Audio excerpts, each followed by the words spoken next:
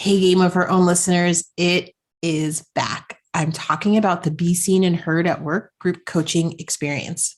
I'm talking about the program that will help you level up in your career. Women have joined this program because they have felt defeated, not being able to move their career to the next level. They have felt emotionally drained because they are stuck. They have felt frustrated because they are not seen and heard at work. They are done with not growing in their careers and refuse to continue to let it negatively impact their personal lives. In our group coaching program, you will build a strong executive presence, learn how to advocate for yourself without feeling like you're bragging, quiet the self-doubt that holds you back, and be the change agent that uses their voice and speaks truth to power.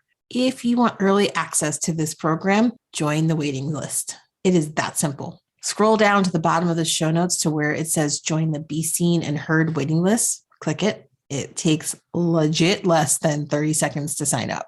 All right, friends, back to why you're really here.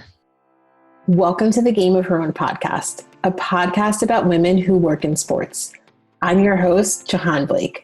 After 15 years of working for 3 major league teams, including the Boston Red Sox, Los Angeles Dodgers, and the Chicago Cubs, I discovered the one thing I loved the most was helping women in sports shatter glass ceilings and take their seat at the table. I loved it so much that I made a business out of it. I have the honor of coaching high-performing women in the sports and entertainment industry and supporting them as they go after exactly what they want in their career. So if you are feeling tired of waiting on the sidelines, done being overlooked for promotions, and you're ready to pull ahead of the pack and take your career to the next level, girl, I'm here for it. I also created the Game of Her Own podcast to support you as well. We are here to share the stories of incredible women who work in sports and entertainment. These leaders and trailblazers will inspire you with their success and the lessons they've learned along the way to the top. Ladies, there is nothing like women empowering women.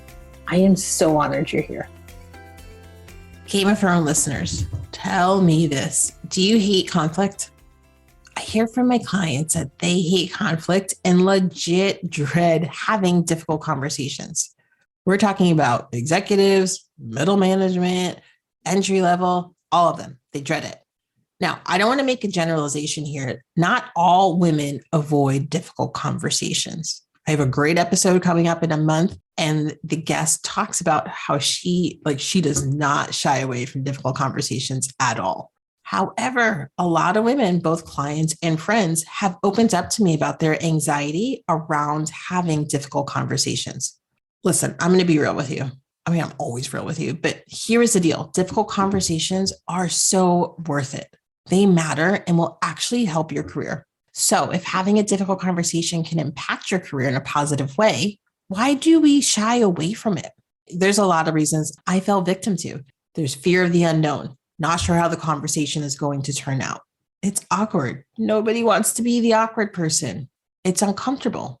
Sometimes you don't want to hurt someone's feelings or you get nervous. Sometimes you make up a story in your head about how this difficult conversation is going to go all wrong and you psych yourself out before you even open your mouth. I have heard countless reasons why people want to avoid having difficult conversations. Today, I want to talk about why these difficult conversations matter in the workplace. Let me give you 3 reasons. The first one, let's talk about mindset and energy. You know, I love to talk about mindset. I can think back on so many conversations that I dreaded having, didn't want to do it. Some, I was just like, I'm not saying anything at all. And I left it out in the universe unsaid. Don't recommend that. Because you know how much mental energy I wasted by not having those conversations? When I committed to not having the conversation, I would feel regret and be disappointed in myself.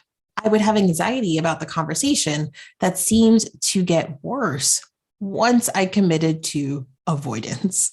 And I would waste so much time thinking about me, how I was a chicken shit. Of course, that's not great self-talk, and that leads to you being down on yourself. It impacts your work. On the contrary, when you push through the nerves, you push through the fear of the unknown and do it anyway, you feel better about yourself. You feel accomplished, even if the conversation wasn't perfect. You get a little momentum behind you And that helps you day to day in your career.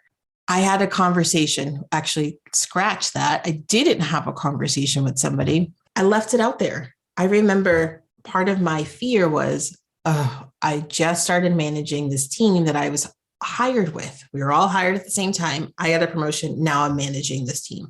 And a lot of those people were like my friends. We went out all the time. So here I am having to have this difficult conversation with somebody, and I avoided it. I did not have the conversation, and it ate at me for so long. So you know how, we work in sports. It's crazy if you're working, especially if you're working for a team or you're working on events, like it's just crazy nights, weekends. And when you have time off, sometimes the last thing you want to do is think about work, especially if it's something that's eating away at you as like regret for not having the conversation. And that's what happened to me. It just ate at me. And I could remember being like, oh, I just want to watch this TV show. And all I could think about is how I didn't have this conversation with this person. And really, at the end of the day, I didn't have the words back then to figure out really why I was upset. Looking back, I think a lot of it was guilt because I also let that person down. I didn't help them grow by having that conversation, by sharing some feedback that I know was going to help them. The second reason, if you manage a team, they 100% value your open and honest communication. Most organizations conduct employee surveys about your experience in the workplace, and communication always comes up as either a pain point or something the organization is doing well. Your employees not only value open communication, it is a fact that they perform better when you have it, when you have open and honest communication. If you have difficult conversations with your team, they will feel like they can bring up difficult topics with you as well. It opens the door. It allows you to quickly resolve conflicts amongst your team because they aren't afraid to bring up what's going on. For those of you who manage a team, you know nothing can slow down your team's productivity more than an unresolved problem. If you're leading by example, having these difficult conversations when needed, your team in turn will do the same. I know you know this. I'm just going to tell you this. It increases morale, engagement, and overall satisfaction at work. One type of difficult conversation is giving negative feedback. I know it's hard to do. Some people love to give it. Some people hate. I had a client who hated it. She did not want to give her employee this bad feedback that she had. She was dreading it. Listen, it doesn't make her or you a bad manager because she didn't want to give the feedback. She still did it, but it makes her human. She felt like she's going to hurt this person's feelings. I get it. However, after talking it through with her, she realized she would be doing her employee a disservice if she did not give this negative feedback. She realized she would be stunting this employee's growth if she was never going to give negative feedback. She knew she was holding them back. She knew she was not doing the job that she was hired to do. Update on that client. She had the conversation. It went well. She didn't love it, but it went well. She isn't looking forward to the next one, but she knew she did the right thing by helping her employee grow. Let me tell you, first-time manager, it will start to get easier. If you keep having them, it will start to get easier. They might be awkward at first. I know it from all the first-time managers that have come to me, but you got to push through. It's the right thing to do. You were doing your job. You were being a good manager, and you were helping someone grow.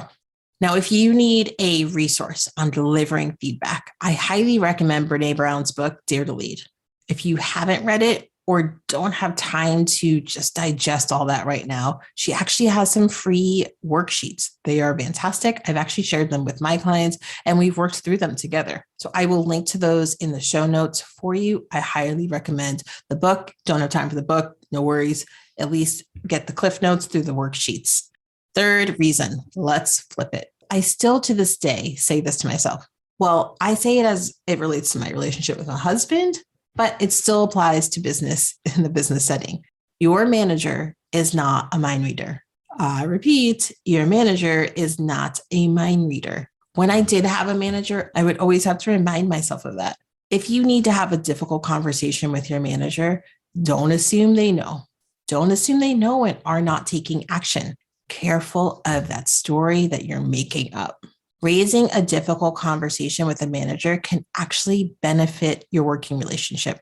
I know when my team members would raise difficult issues with me, it immediately made me grateful that they were on my team. It made me value them even more. Nobody wants an employee who's going to shy away from difficult conversations just because they're uncomfortable. Not every conversation you have is going to be perfect. I am sorry if you're looking for some words of motivation here, but know that the benefits outweigh the risks. And when you think about the risks, they are typically things you have no control over, how other people are going to react. Like my manager is going to freak out. I'm going to hurt their feelings. They're going to be so mad and never want me to come into their office again. Okay, I know that last one was extreme, but you get the point. I have a client who does not shy away from raising difficult issues, giving feedback, talking to her manager. And she had a manager who wasn't receptive to it. And that does happen. I want to be crystal clear that does happen. Just because you bring things up, it doesn't always mean the conversation's going to go perfectly. It doesn't happen. She brought up feedback again and again because she felt it was her duty to do so. And I agreed with her. And it was not well received by her manager. And hey, listen, when that happens, you have a choice. You have a choice whether you want to continue working for somebody who is closed-minded and is not valuing your opinion, is not willing to even have the discussion with you. It's up to you if you want to stay with that person. I know that my client, that was a big, huge red flag for her. And she was able to move on.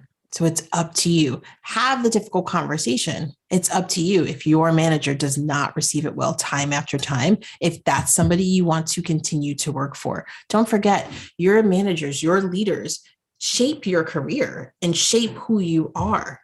They help impact your career. So who do you want to work for? Keep that in mind.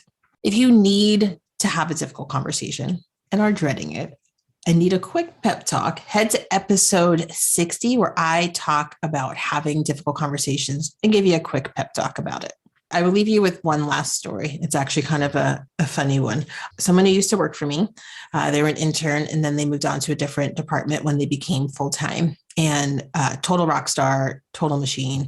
And I was walking around the office, bopping around and, not doing my work, or we'll say I was doing my work. I was, working on relationships. And so I was just walking around the office, chit-chatting, and I stopped by this person's desk and they were talking to somebody, and I could tell it looked a little tense, and, me being nosy, and I'm friends with this person, right? So I was just like, ooh, what's wrong? And they were like, nothing, something's kind of bothering me. And, something someone did. And, my coach hat went on immediately. Well, you have to talk to that person and have a conversation with them. You owe it to yourself and them. And, you need to talk to that person. You need to just hash it out and have that difficult conversation, as awkward as it is. And this person looked me dead in my eye and said, well, it's you. Oh, I remember that moment being like, oh, shit. All right, well, let me practice what I preach. And at the time I said to that person, let's go talk it out. So I went into a conference room, talked it out. I'm going to tell you right now, I don't remember that conversation. I remember everything that happened up to it. I remember going into the conference room, don't remember what we talked about, but I will tell you what I do remember is that, or I know now to this day, we are still friends. We had a great working relationship, and then we're still friends to this day. We no longer work together, but we're still friends. So have the awkward conversation.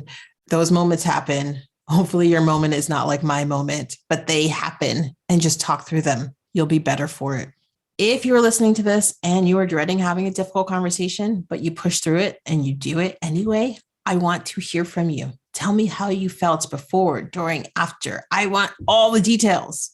Okay, you don't have to give me all the details. I don't need to be all in your business, but I want to know how you feel after you did it. And if you are struggling with having a difficult conversation and want to tell me about it as well, I am all ears or eyes, because I'm reading an email or a DM or LinkedIn. You guys know where to find me.